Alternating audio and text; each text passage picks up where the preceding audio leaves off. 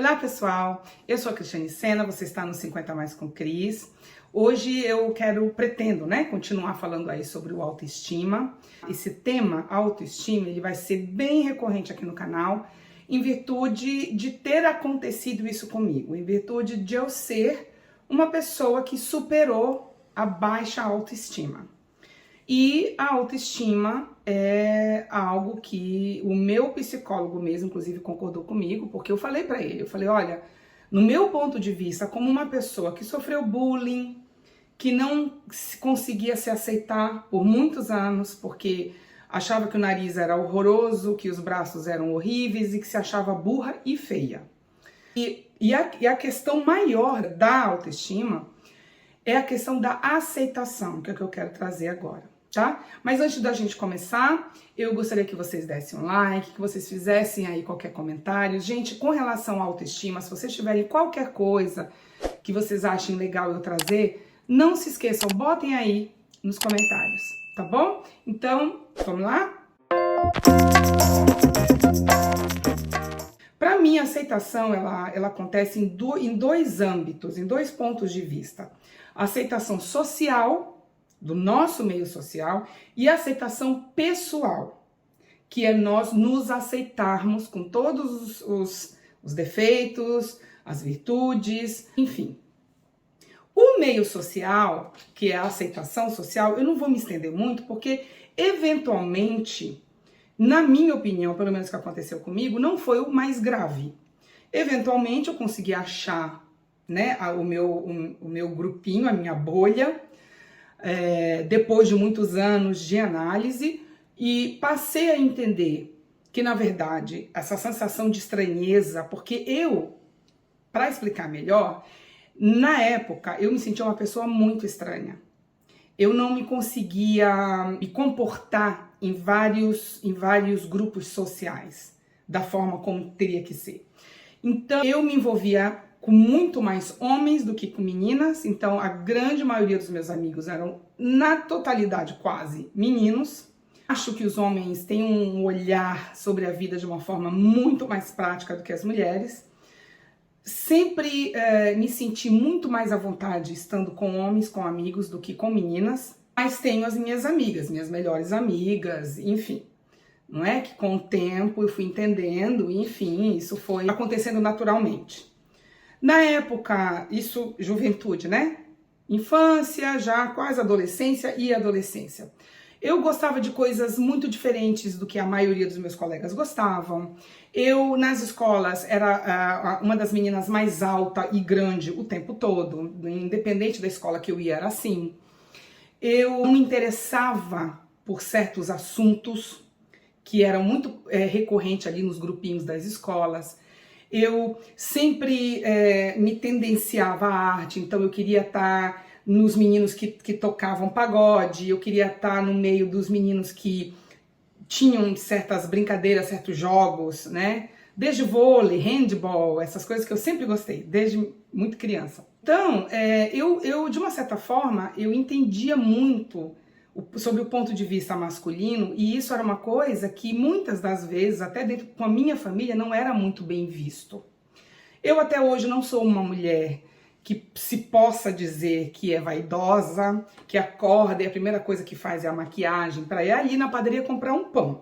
Até hoje, até as minhas posturas, eu lembro mais época, gente, quando eu era, assim, sei lá, adolescência, que eu gostava de sentar cruzando as pernas, e não que nem homem, e não que nem mulher, sabe? Uma perna ladinha em cima da outra, assim.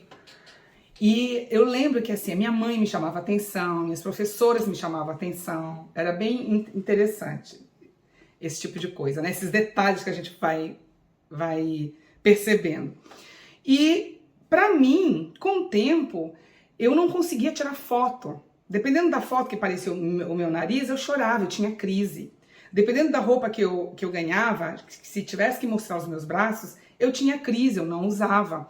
E isso, gente, durou por muitos anos. Agora, vamos comparar com o radical, tá?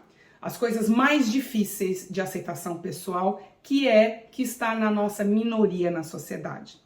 Então, eu vou falar sobre essa minoria, que eu sempre tive no meio, sempre tive rodeada de homossexuais, de pessoas pretas, de asiáticos, de pessoas com necessidades especiais, né? Necessidades físicas especiais, ou enfim, pessoas gordas, acima do peso. Então, eu sempre tive no meio dessa minoria que até hoje, no Brasil, é uma minoria que precisa brigar nas ruas, que precisa, sabe, pedir, pelo amor de Deus, me respeitem. E aí a gente acaba no preconceito. E aí é complicado a gente desconectar o preconceito com a aceitação pessoal, que uma coisa está ligada à outra. Haja visto, mais recentemente, o que aconteceu com as duas crianças da família Galhaço, né? Que todo mundo sabe, todo mundo viu na internet, está aí até hoje, que as duas crianças da África, africanas que eles adotaram, sofreram um preconceito porque uma mulher, como é que um ser humano se levanta, anda, vai até dois seres humaninhos e os ofende da forma mais gratuita possível. Então, essa cena, ela vai impactar diretamente na aceitação dessas duas crianças. Porque ninguém precisa dizer para elas que elas têm uma cor diferente. Elas sabem. Então, olha o que isso pode causar na cabeça dessas crianças se os pais não souberem tratar, cuidar e informar direitinho. Se as crianças não tiverem um apoio emocional necessário. Eu tive casos, gente, presenciei casos de homossexuais que só faltaram chegar a tirar a vida deles, porque eles não se aceitam logo no início. Não é fácil para eles entenderem isso. Então, só sabe de todo esse processo quem viveu.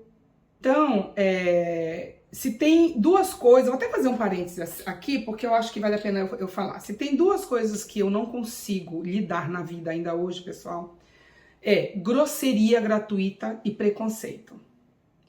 Eu realmente já passei da fase de me rebelar, de ser agressiva, já não sou mais.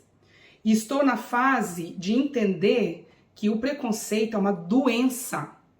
É uma doença mental que está na cabeça das pessoas. Gostaria de entender qual é a lógica. Eu, como educadora, eu preciso tratar as minhas crianças com uma certa mistura de consciência, de lógica, para que eu não as maltrate ou para que eu não faça nada que as afete mais tarde na segunda fase, que é a juventude, porque elas estão na infância, e que eu não me sinta omissa também, por outro lado. Então, eu não vou tratar uma criança minha porque ela é escura, ou porque ela é mais clara, ou porque ela é vermelha, diferente. E aí, quando eu vejo que existem pessoas ainda preconceituosas, e não é só no Brasil não, tá, gente? Aqui é assim, ainda existe, mas é bem sutil, mas existe. Hoje, o que eu sinto por essas pessoas é pena. É pena porque são pessoas doentes. Desculpa se eu tô falando alguma coisa ou agredindo alguém aqui, que isso não é o objetivo, tá? Mas eu acho, por quê? A mim, nada muda saber que o meu amigo ou a minha amiga é homossexual, é bissexual, é transexual, é pansexual, é assexuado. Para minha vida, nada muda. Eu continuo tendo o mesmo nome que eu tenho, ganhando a mesma coisa que eu ganho e pagando as mesmas contas que eu pago. Então, se a pessoa decide ou tem uma orientação sexual, ou decide por ela mesma viver numa vida totalmente adversa da minha, dependendo do caso, eu posso ajudar se essa pessoa quiser ou não. Agora, fazer disso uma seleção, ou pior, não conseguir viver, não conseguir olhar para uma pessoa que, por exemplo, não conseguir conviver com uma pessoa só porque ela é homossexual, eu não entendo essa lógica, eu não sei. Eu já tentei, gente, eu já tentei, olha, se tem uma coisa que eu já tentei na minha vida foi isso. Procurar entender todos os lados, inclusive os lados ruins sobre as coisas. Mas não existe lógica. Eu vou terminar. Tem um videozinho do Dr. Drauzio Varela, brasileiro, que eu acho que a grande maioria conhece, que ele tá numa entrevista, acho que é pro Jô Soares, que ele fala assim, ele fala a seguinte frase: Se para você a orientação sexual, a cor, o tamanho da pessoa lhe incomoda, faz você não conseguir viver em paz, então o problema está com você. Então, vá procurar ajuda, porque ter esse tipo de atitude, pior ainda, chegar a ponto de agredir, como a grande maioria é agredido, vocês não têm ideia do que uma vida de um preto é. Eu tenho ideia, porque eu tenho uma amiga preta. Mas é isso, já tô me emotivando demais, tá? Desculpa, gente. Gente, então, coloquem aí nos comentários o que vocês acham, se vocês tiveram aí alguma experiência que vocês gostariam de fazer, tá bom? E a gente se encontra no próximo vídeo. Tchau, pessoal!